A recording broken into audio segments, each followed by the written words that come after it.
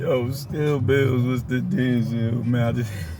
I gotta run the pet code, man. My dog fucked my little dog up, bit the shit out of him, man, and we gotta spend $600 on this motherfucking surgery and all that, man. They kept him overnight and everything, gave him pills, and he don't want to take the pills, so I gotta go get him like a treat to get him to take some pills. But peep game, man. Oh man, I was watching that episode of Mario when he called out Tommy Hearn at his apartment after he won the celebrity boxing championship. I was crying, dog. Oh shit, and that shit kind of reminds me of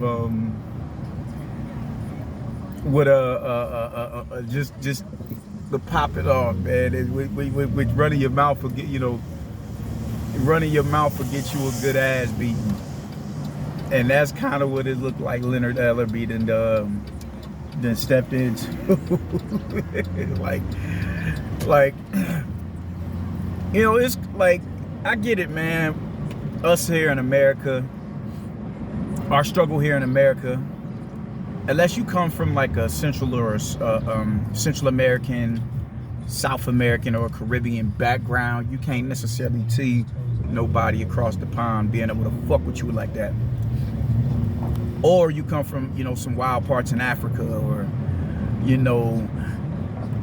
Iraq and Afghanistan and places like that where it's just real turbulent at, man. You can't necessarily see, pretty much white people, you can't see no European dude being able to fuck you up.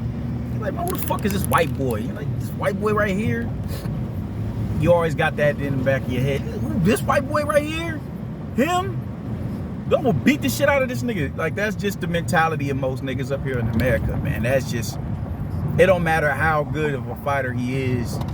This white boy right here, that's always gonna be in the back of our head. That's always how we just get it down. So Leonard Ellerby doing all this popping off, I'll smack this shit out of him, I'll stomp him out, I'll do this and I'll do that. I ain't heard shit about it. I ain't heard nothing about nothing since they've been talking about shit. Well, let's get in the ring and hash that out. Let's get in the ring and hash that out. I ain't heard nothing, man. Like, the thing is, what people get fucked up, man, is because you're around the sport. Ellie Seckbach is one dude who's like this as well, man. He because he's ingratiated himself in boxing gyms and he's interviewed a lot of high caliber boxers, and he's picked the brains of he's picked the brains of boxing aficionados,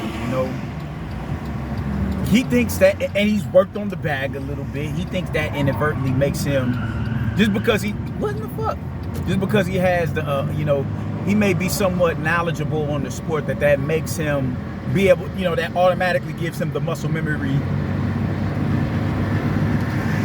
to do it. You dig me? Like, because I know about it, that means I can automatically do it as well. And because of that mentality that he's got, and he would consistently berate Manny Pacquiao. And one thing, like, he called Conor McGregor a bitch. I remember that, man, you a bitch. Now, because Conor McGregor is who he is, for him to go and violate Ellie Seckbach, he could have, he'd have been facing a lawsuit if had he done some shit like that. But what does Ellie Seckbach have in his arsenal to give any sort of resistance of a Conor McGregor coming at him full throttle with the intention to fuck him up? Nothing. He did the same thing with Mario Lopez, man. You got to talking all that shit about Mario Lopez. Mario Lopez can box. Mario Lopez can fight. He's ingratiated himself, and not just going in these gyms looking to gain knowledge from an intellectual standpoint so they can contextualize and articulate the sport and why this fighter is better than this fighter. No, he's walked through them fires. It's lacing up and getting in the ring. So he's talking greasy about, all right, cool, well, bring your ass over here and let's run it then. Involving yourself around people does not make you like that, bro. And because Leonard Ellaby has been around Floyd for as long as he's been around him, this nigga really think he like that. You know what I'm saying? Like, my nigga, you the same dude who allegedly got stuffed in the closet by Jay Prince and his wolves, bro. Like, nah, my nigga, like, no, you not it. You not him. And there's nothing wrong with that because I'm not him. I don't want no drama. I don't want no drama. I honestly don't. But I'll fuck a nigga up if need be. But I don't want to go there. It's real uncomfortable with me getting in them type of spaces where I'm just in a dark space and I really like gonna. I don't like getting like that. It contradicts my character. And the difference is though, I'm comfortable enough within myself to say that. I don't want no drama. I ain't got no problem with telling you, man, I'll apologize to you. If you step on my shoe in the club, my fault, man, I shouldn't have been in your way. I don't see nothing wrong with that. As long as you don't put your hands on me and say nothing school crazy to me, I'm not tripping. I'll let shit roll up off my shoulders. Eddie Hearn has presented himself as such a threat to these promoters up here in America that this is the reaction that you're getting out of them. You're getting threatened with physical violence now. You're getting threatened. They don't threaten Frank Warren like that. Because Frank Warren does not have, he doesn't have the bank account that Eddie Hearn does, and he doesn't have the global vision that Eddie Hearn does. None of these promoters have the vision of an Eddie Hearn. I fuck with Eddie Hearn. I don't fuck what nobody say. Y'all can say whatever the fuck it is y'all want to say about me. When it comes to the sport of boxing, he's doing what he needs to do to ensure that it's preserved. So now that you know you're causing this type of reaction out of these promoters, he didn't expect a nigga to. All right, I'm just supposed to bow down to you because you talking about fighting me. All right, cool. Let's run that shit. Let's run it. We saw what Eddie Hearn could do. We saw him fold some nigga up in the ring with a body shot. What you think Leonard Ellaby is gonna do if he get in there with Eddie Hearn? What is Leonard Ellaby gonna do? Leonard Ellaby don't look like that type dude. No way, man. He look like, you know, he's player like. He has like this player type vibe to him. He always got the shades on. He's in a suit. That's not his get down, bro. Like, if he was like that, then when Adrian Broner called you a bitch ass nigga, like, you would have banged on you know, your energy would have came up out of you, man. You got me fucked up, man. You ain't gonna just say, you don't disrespect me. Man, shut that soft shit up. Like, nigga, the fuck, I said what I said, my nigga. Now it's a little bit more understandable what Adrian Broner did Eddie Hearn, because Adrian Broner is a professional boxer who's a former world champion. It's understandable. But if you're a wolf, you're a wolf. So you'll take that L whooping to preserve. You'll take that ass whooping to preserve your you know what I'm saying, your manhood. You ain't do that with Adrian Broner. That nigga told you shut that soft shit up. You ain't with me. You ain't do that with him. But when Eddie Hearn comes around, I'll stomp him out. I'll do this and I'll do that. Like, come on, my nigga. Really, you gonna do that, Leonard? Leonard, you gonna do that, Leonard? You're not gonna do that, Leonard. You're not gonna do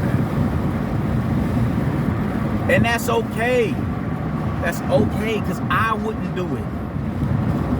But niggas got to get in this mindset that, all right, cool, you may come from a struggle, and this individual may come from wealth.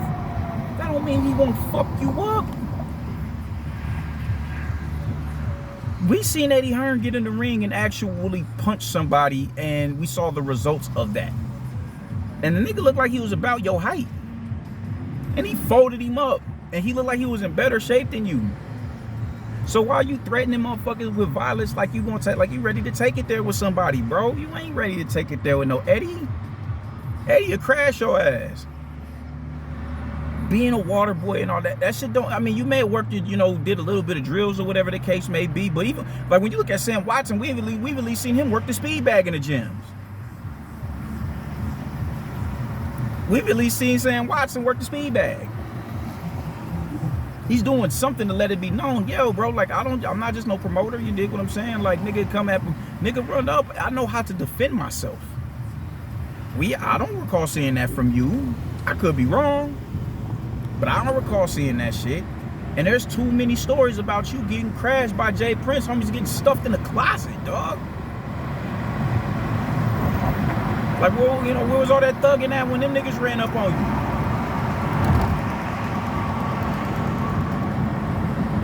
I don't like that. Like, if you're gonna be a wolf, be a wolf. Don't be a wolf with easy prey or somebody being perceived as easy prey. Eddie Hearn with the British accent, and he's coming from wealth and everything, and you think you just beat his ass because you from the hood up here in North America. When you got stuffed in the closet and AB curbed you on stage.